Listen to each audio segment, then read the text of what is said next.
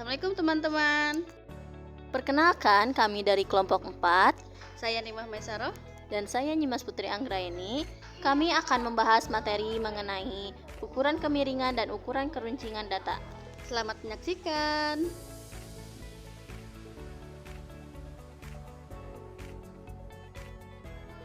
Apa itu ukuran kemiringan? Ukuran kemiringan atau skewness adalah ukuran yang menyatakan sebuah model distribusi yang mempunyai derajat kemiringan tertentu. Apabila diketahui besarnya nilai ukuran ini, maka dapat diketahui pula bagaimana model distribusinya. Apakah distribusi itu simetrik, positif, atau negatif. Berikut ini merupakan grafik distribusi kemiringan. Ukuran kemiringan disebut dengan koefisien kemiringan. Koefisien kemiringan menentukan model distribusi. Jika koefisien kemiringan kurang dari 0, bentuk distribusi negatif. Jika koefisien kemiringan sama dengan 0, bentuk distribusi simetrik. Jika koefisien kemiringan lebih besar dari 0, bentuk distribusi positif. Ada beberapa rumus untuk menentukan koefisien kemiringan sekumpulan data, yaitu A. Koefisien kemiringan pertama dari person. Koefisien kemiringan sama dengan X bar min mod per S. X bar rata-rata mau nilai modus, S simpangan baku. B. Koefisien kemiringan kedua dari person. Koefisien kemiringan sama dengan 3 X bar min M per S. X rata-rata, M nilai median, S simpang baku. C. Menggunakan nilai kuartil. Koefisien kemiringan sama dengan K3 min 2K2 plus K1 per K3 min K1. K1 kuartil pertama, K2 kuartil kedua, K3 kuartil ketiga. D. Menggunakan nilai persentil. Koefisien kemiringan sama dengan P90 min 2P50 plus P10 per P90 min P10. P10 persentil ke 10, P50 persentil ke 50, P90 persentil ke 90.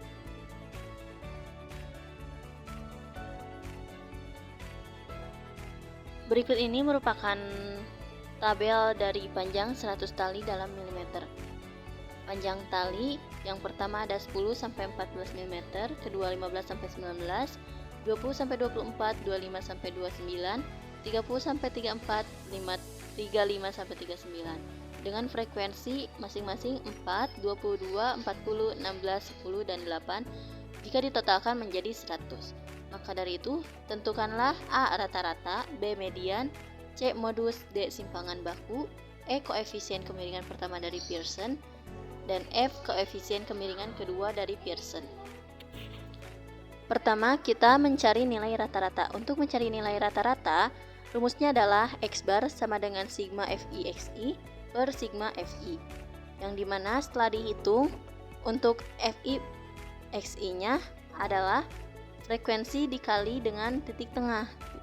Titik tengah itu adalah dari panjang tali itu 14 min 10 dibagi 2. Misalkan 14 min 10 sama dengan 14 tambah 10, 24 dibagi 2 sama dengan 12. Lalu hasilnya dari X itu dikalikan dengan frekuensi 12 dikali 4 sama dengan 48.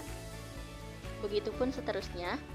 Maka hasil jumlah yang didapatkan dari FI dan FI kali XI sama dengan 2341.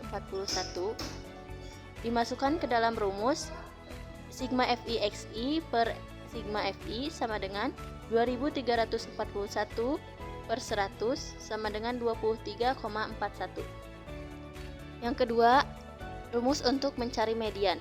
Pertama, setelah diketahui datanya ada 100, lalu letak kelas median sama dengan N per 2 sama dengan 100 dibagi 2. Maka letak kelas median itu ada di 50, berada di kelas ketiga yaitu 20 sampai 24. Untuk menentukan selanjutnya, ada batas bawah median sama dengan 20 min 0,5. 20 itu dari yang letak kelas median. Nah, 20 min 0,5 sama dengan 19,5. Untuk panjang kelasnya ada yaitu 5 kelas. 20 min 15 itu dari kelas ketiga, batas bawah kelas ketiga dikurangi batas bawah kelas kedua sama dengan 5. Untuk untuk Fm-nya sama dengan 4 ditambah 22. 4 itu dari mana? Dari frekuensi yang kelas pertama ditambah frekuensi kelas kedua sama dengan hasilnya 26. Untuk frekuensi kelas mediannya yaitu 40. Lalu rumus median itu M sama dengan batas bawah median ditambah panjang kelas dikali N/2 min Fm per Fm sama dengan 19,5 ditambah 5 dikali 50 min 26 plus dibagi 40 sama dengan 19,5 ditambah 5 dikali 24 per 40 sama dengan 19,5 ditambah 3 sama dengan 22,5. Jadi mediannya itu adalah 22,5. Lalu selanjutnya kita mencari modus. Kelas modus yaitu berada di kelas ketiga juga, 20 sampai 24. Karena frekuensinya terbesar. Untuk menghitungnya yaitu batas bawah modus sama dengan 20 min 0,5 sama dengan 19,5, panjang kelasnya 5 sama. Untuk B1-nya itu frekuensi dari kelas modus dikurangi frekuensi kelas sebelumnya. Jadi 40 min 22 sama dengan 18. Dan untuk B2-nya yaitu frekuensi dari kelas modus dikurangi frekuensi dari kelas setelah frekuensi dari data setelah kelas modus. Jadi 40 dikurangi 16 sama dengan 24. Untuk menentukan modusnya yaitu modus sama dengan batas bawah modus ditambah panjang kelas dikali B1 per B1 plus B2 sama dengan 19,5 ditambah 5 kali 18 per 18 tambah 24, 19,5 ditambah 5 kali 18 per 42 sama dengan 19,5 ditambah 2,14. 2,14 itu hasil dari 5 dikali 18 per 42. Jadi 18 per 42 dulu hasilnya berapa, baru dikalikan 5.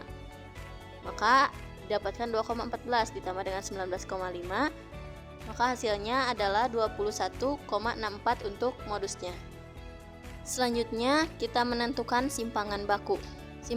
Rumus dari simpangan baku itu yaitu sigma Fi dikali X min X bar kuadrat dibagi N min 1. Maka sebelum masuk ke rumus simpangan baku, kita cari dulu. Kan FI/XI-nya sudah diketahui tadi, hasilnya 2341. Lalu kita menghitung X min X bar kuadratnya. Jadi kita tentukan dulu XI min X bar kuadratnya adalah XI dikali X bar. X barnya sudah diketahui 23,41. Jadi misalkan itu yang kelas pertama 12 dikali 23,41 hasilnya 130,18. Selanjutnya 17 dikali 23,41 hasilnya 41. Begitupun seterusnya sampai data terakhir. Lanjut masuk ke simpangan baku. Rumusnya adalah sigma Fi kali X min X bar kuadrat. Nah, karena di sini kita belum dikalikan lagi, jadi dikalikan lagi frekuensi dikali dengan X min X bar tadi yang sudah dihitung. Jadi 4 dikali 130,18 sama dengan 520,72. 22 dikalikan dengan 41 hasilnya 902. Begitupun selanjutnya. Maka diperoleh hasil dari Fi kali X min X bar kuadrat adalah 3923,24. Dimasukkan ke rumus yang simpangan baku. 3923,24 dibagi dengan 100 min 1. 100 itu dari mana? 100 itu dari jumlah data yang ada dikurangi 1. Hasilnya 3923,24 dibagi dengan 99. Hasilnya akar dari 39,62 sama dengan 6,29. Jadi diperoleh hasil dari simpangan baku itu adalah 6,29. Nah, selanjutnya kita menentukan koefisien kemiringan pertama dari Pearson, yaitu koefisien kemiringan sama dengan X bar min modus per standar deviasi atau simpangan baku. Kan sudah diketahui X barnya tadi 23,41, tinggal dimasukkan, dikurangi dengan modusnya tadi 21,64, tinggal diinput ke rumus, dibagi dengan simpangan baku 6,29, hasilnya 1,77 dibagi 6,29, hasilnya 0,28. Karena koefisien kemiringannya 0,28 lebih dari 0, maka bentuk distribusinya positif. Lalu selanjutnya kita menentukan koefisien kemiringan kedua dari Pearson. Koefisien kemiringan sama dengan 3 kali X bar min median dibagi dengan simpangan baku. 3 dikali 23,41 min 22,5 dibagi dengan 6,29, hasilnya 3 dikali 0,91, karena kita harus mengerjakan dulu yang ada di dalam kurung.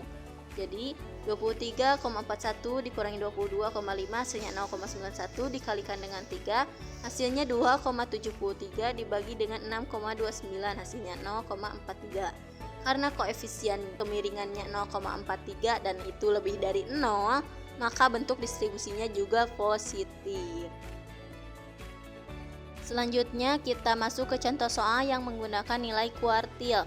Nah, di sini ada data yang berisi berat badan 60 siswa kelas 3A dan 3B di MI Islamiyah. Ada kelas pertama itu 20 sampai 22 kg dengan frekuensi 12 dan seterusnya. Dapat dilihat tabelnya.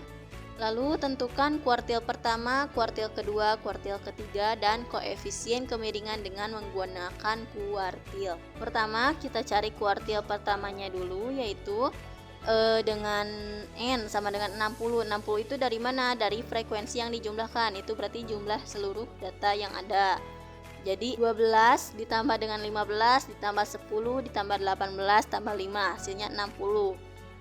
Lalu letak kelas kuartil pertama itu sama rumusnya adalah I dikali N per 4 sama dengan 1 dikali 60. 60 itu jumlah data dibagi dengan 4 sama dengan 15. Jadi kelas kuartil pertama itu ada di kelas kedua, yaitu kelas 23 sampai 25. Untuk batas bawah kelas pertama itu 23 dikurangi 0,5 sama dengan 22,5 dengan panjang kelas 3, dan untuk FK1-nya 12 dan FK1-nya 15. Lalu kita input saja langsung ke rumus. K1 sama dengan batas bawah K1 ditambah P dikali I kali N per 4 kurangi FK1 per FK1 sama dengan BB K1 nya itu 22,5 dimasukkan ditambah panjang kelasnya 3, lalu dimasukkan I kali N per 4 nya tadi 15 dikurangi dengan FK1 nya 12, untuk FK1 nya satu lagi 15, maka tinggal dijumlahkan saja. 22,5 ditambah 3 dikali 3 per 15 sama dengan 22,5 ditambah 3 dikali 0,2, hasilnya 22,5 ditambah 0,6 sama dengan 23,1, maka diperoleh kuartil pertamanya itu 23,1. Lalu kita menentukan kuartil keduanya. Dengan jumlah data tadi ada 60, letak kelas kuartil keduanya yaitu I dikali N per 4 sama dengan 2 dikali 60 per 4, hasilnya adalah 30. Untuk kelas K2 nya itu ada di kelas ketiga, tinggal input saja ke rumusnya. K2 sama dengan batas bawah K2 ditambah P kali I kali N per 4 min FK2 per FK2 sama dengan 25,5 ditambah 3 dikali 30 min 27 per 10, hasilnya 25,5 ditambah 3 dikali 3 per 10, hasil sama dengan 25,5 ditambah 3 dikali 0,3 sama dengan 25,5 ditambah 0,9, maka diperoleh kuartil kedua itu 26,4. Selanjutnya itu menentukan kuartil ketiga. Dengan jumlah datanya masih sama 60, letak kelas kuartil ketiganya yaitu 3 dikali 60 per 4 sama dengan 45. Maka ada di kelas keempat, yaitu di kelas 29 sampai 31. Tinggal diinput ke dalam rumus dan dihitung, maka dapat dihasilkan untuk K3-nya itu 29,7. Lalu selanjutnya untuk menentukan koefisien kemiringan dengan menggunakan kuartil, maka koefisien kemiringan sama dengan K3 sama dikurangi 2K2 ditambah K1 per K3 min K1. K3-nya tadi ada 29,7 dikurangi 2 dikali K2-nya 26,4 ditambah 23,1 dibagi K3-nya 29,7 dikurangi dengan 23,1 untuk K1-nya. Maka setelah dijumlahkan yaitu 29,7, kita jumlahkan dulu yang dalam kurungnya yaitu 2 kali 26,4 itu hasilnya 52,8 ditambah 23,1 dibagi 6,6 hasilnya 0 dibagi 6,6 sama dengan 0. Karena koefisien kemiringannya sama dengan 0, maka bentuk distribusinya simetrik.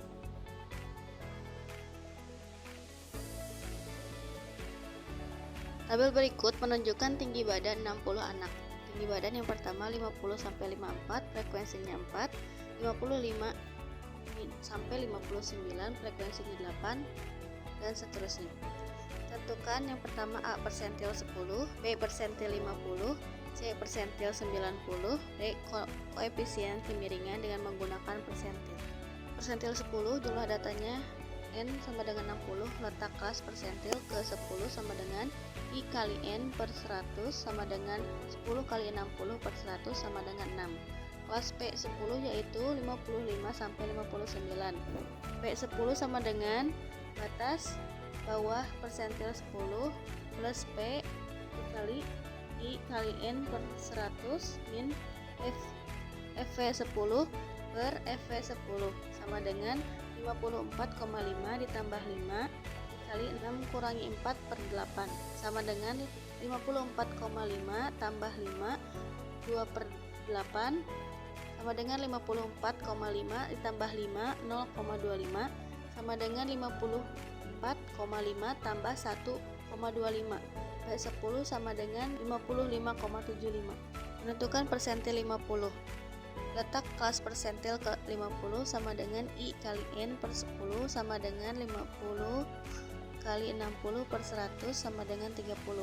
Kelas P50 yaitu 65 sampai 69. P50 sama dengan BBP50 tambah P kali I kali N per 100 min FV50 per FV50 sama dengan 64,5 ditambah 5 kali 30 min 24 per 10 sama dengan 64,5 ditambah 5 6 per 10 sama dengan 64,5 ditambah 5 0,6 ditambah 64,5 ditambah 3 P50 sama dengan 67,5. Selanjutnya persentil 90.